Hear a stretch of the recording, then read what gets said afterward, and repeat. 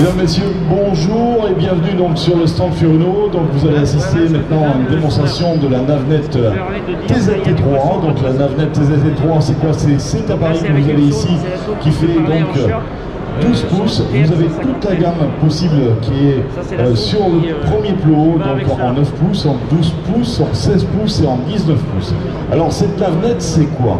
C'est un appareil qui va vous servir pour naviguer, bien évidemment, et qui va intégrer, c'est un multifonction qui va intégrer donc plein de capteurs, aussi bien une antenne GPS qui est intégrée à l'appareil, d'accord.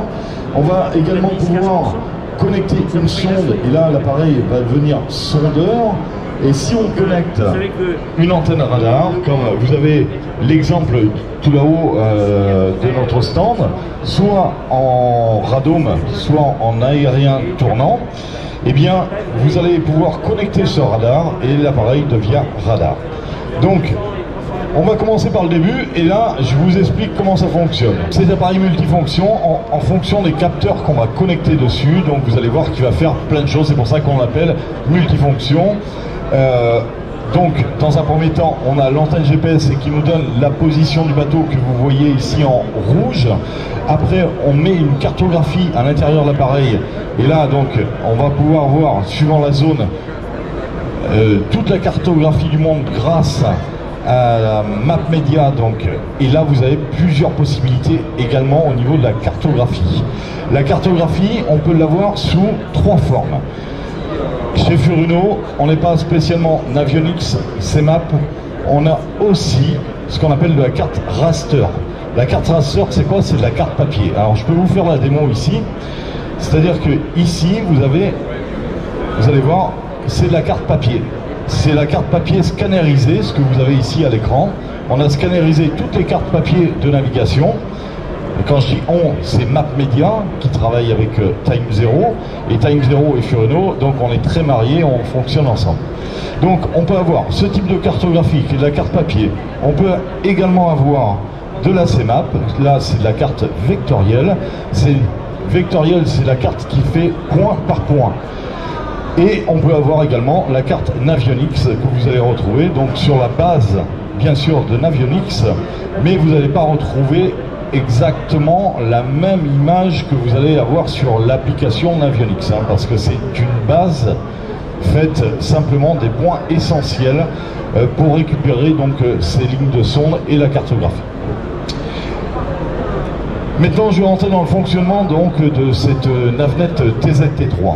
Donc qu'est-ce qu'on a besoin de faire avec un appareil multifonction en mer? Eh bien on a besoin de se repérer. Donc pour se repérer, eh bien on a le positionnement du bateau. Bien évidemment, en faisant cette gestuelle ici, on va avoir les informations qu'on pourra bien sûr personnaliser, c'est-à-dire la vitesse, la profondeur, le cap, également de savoir si j'ai un pilote Furuno connecté à l'appareil, eh bien je pourrai le piloter directement d'ici. J'ai également un deuxième onglet où je vais avoir ma position de bateau. Et tout simplement, ça, cette page-là, avec cette gestuelle, je fais cette gestuelle comme ceci, et j'ai les informations, je les enlève comme ceci. Donc une fois que j'ai mon positionnement de bateau, que j'ai ma cartographie, eh bien j'ai besoin de faire une route ou des points, en fonction si je suis avec un voilier et que j'ai besoin de faire une route, ou alors si j'ai des besoins de pêche, je vais marquer des points pour noter donc les poissons et autres, et ça on le verra un petit peu plus tard, comme je vous ai dit tout à l'heure, avec Christophe Botrel qui nous fera une démonstration sur le sport fishing. Moi je vais vous parler simplement ça. Pour faire une route, eh bien j'appuie sur l'écran. Ici j'ai un menu qui s'affiche, je vais sélectionner donc nouvelle route. Et vous voyez que donc j'ai un drapeau qui s'affiche, qui va être le premier point de ma route. Et là, il suffit d'appuyer sur l'écran pour aller faire la route jusqu'à ma destination. Une fois que j'ai terminé ma route, en haut à droite ici vous avez fin de route. J'appuie sur fin de route. Alors là il va me proposer une date, normalement la date du jour, mais là le GPS n'est pas connecté, hein. Ou alors je vais lui donner un nom style, je vais faire test comme ceci. Et je valide le nom de la route. Et vous voyez que ma route est faite.